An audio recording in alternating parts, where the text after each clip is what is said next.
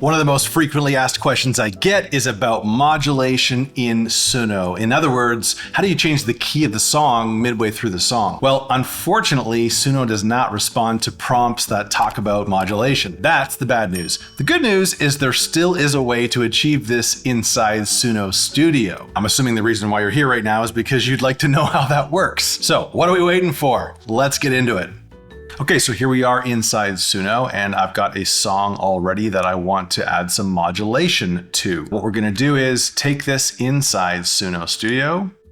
And the first thing we'll notice is that the track is here on the timeline. Once again, if you're new to Suno Studio, don't get overwhelmed with all the bells and whistles. Just follow me, listen to my voice, let me guide you through it. It'll all make sense. But what we're gonna do first is click on this track that was imported into Suno Studio, and we have to extract the stems. So over here on the right-hand side, you're gonna see those options halfway down where it says extract. I've already gone ahead and done that, but what you're gonna do is click extract, and what you want is vocals and instrumental. So you'll click on that. It'll take a few seconds to generate. Once it's generated, you'll then have the option to insert all. So what that does is it takes the vocals and it takes the music and it separates them, puts them into individual tracks inside your timeline. And when you insert those, it automatically sort of deactivates the original track, which is the green guy up here at the top. So you'll notice that this little button here, the little volume button, has automatically been turned off. That's a good thing, okay? So what we have now is we have the instrumental, we have the vocals, and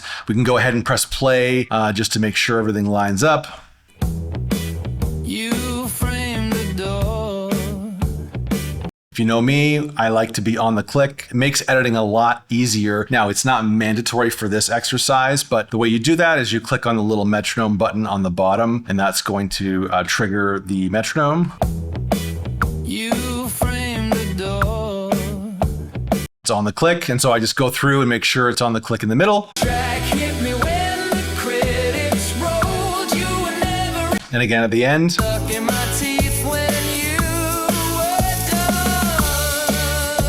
Great, so we're on the click, everything's fantastic. We can go ahead and turn that metronome off. Now, as you've heard just a few little snippets of that, this is a song, it's an upbeat song. It's currently in the key of D. And what I wanna do is I wanna modulate it to D sharp somewhere near the end. And so that's gonna be very simple to do. You need to know where you're gonna do this. And so why don't we do that first? Let's go find the spot where we wanna modulate. So I'm gonna click at this, this is kind of near in the bridge. I'm gonna zoom in just so I can really see what I'm dealing with here. But I'll press play here.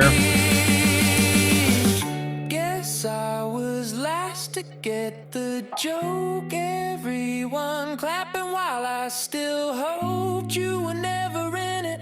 Just in the photo, cropping out the parts where I believe.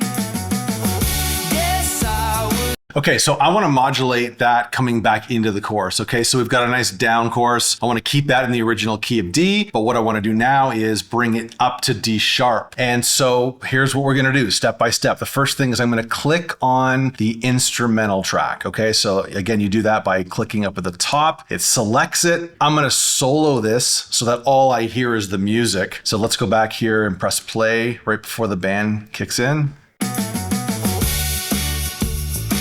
Okay, I'm gonna zoom in a little bit more just so I can really see where I'm getting it. Because the first thing we need to do is slice the track. So we're gonna get right close to, and again, this will all depend on your song and what you're doing and where you want it done. But right before we want the modulation to happen, we need to make a slice in the track. Okay, so I'm gonna get nice and close here. I've selected it. Let's zoom in even more. And let's get right before that first snare drum. Now, what we do is, we're gonna go Command E. I don't know if that's the same on PC, I'm a Mac guy, but that's the shortcut to slice the track. And so now you're gonna notice that there is a split here, okay? So everything to the left of it is one piece, and then everything to the right of the split is another piece. And so now if we click on the split to the right and come over to the right-hand side, you're gonna see this transpose button, and we wanna bring it up. It says 1. Really, 1 is a half step. So that's now taking it, so 0 is the original key, and then coming up 1 brings it up a half step to D sharp. So now let's zoom out. I'm going to press play so that we can hear that transition. So here is a little bit beforehand, still in the key of D.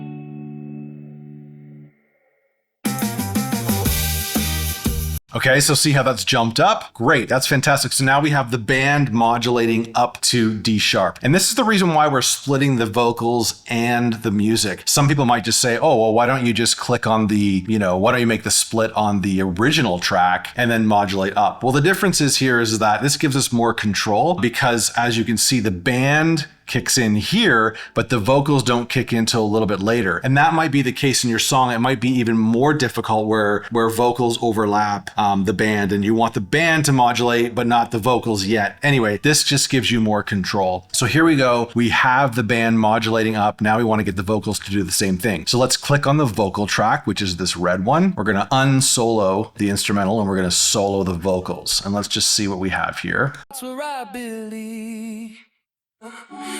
Okay, so there's right where we want to modulate. So once again, we're going to click on the red track, the vocals. We're going to go Command E, which splits the track. And then we're going to click on to the right of it and transpose up. Okay, so now we're going up a half step to D sharp. Let's zoom out and let's press play and see how this all worked.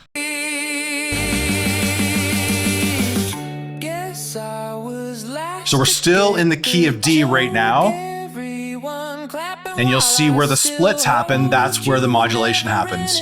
Just in the photo, cropping out the parts where I believe. Yes, I was late to see the bit. You were killing time.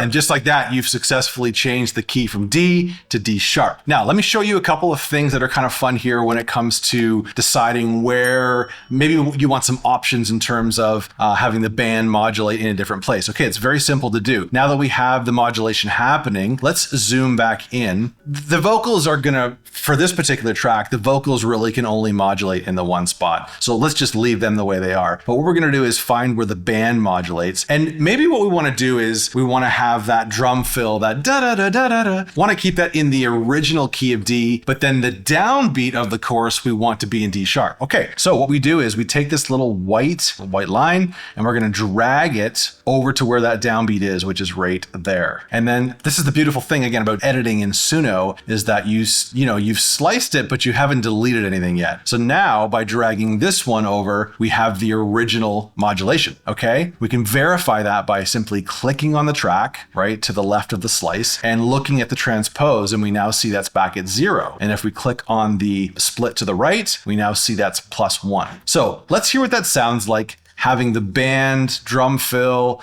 in the original key, but then the downbeat of the chorus in D sharp. Okay. Not what I would do, but it's an option. Let's try one more thing and let's see what it would sound like if the band does the first half of that fill in D and then the second half in D sharp. So they're going to start in da-da-da, da-da-da. It's going to modulate in the middle of that fill. Let's give that a listen. Okay.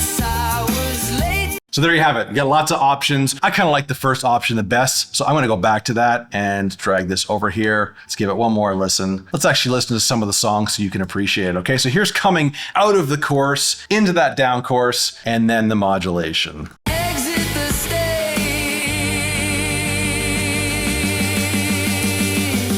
Guess I was last to get the joke. Everyone clapping while I still hoped you were never in it. Just in the photo, cropping out the parts where I believe.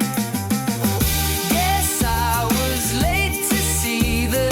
All right, there you have it. It's that simple. Hopefully in the future, Suno will allow you to write prompts right on the create page that includes modulation. Right now, you can't even dictate what key the song is in. So that's a little bit frustrating. But as you can see, once you come into Suno Studio, you have a lot more control. Now, I will say when it comes to the transpose feature they have here, you can't get too out of control. If you start going up what they would call 3 steps, which is really 1.5 steps. I don't know why they didn't do that either. Doesn't matter. But once you start kind of going up too high, it just starts to sound silly. So you really only have like a half step up, which typically when you're doing key changes and modulations, that's all you really need. So hopefully that helps. You can now do key changes inside Suno, and you've got me to thank for it. So go ahead, subscribe, like, comment, stay tuned for more videos. Hope you're doing well. We'll see you on the next one.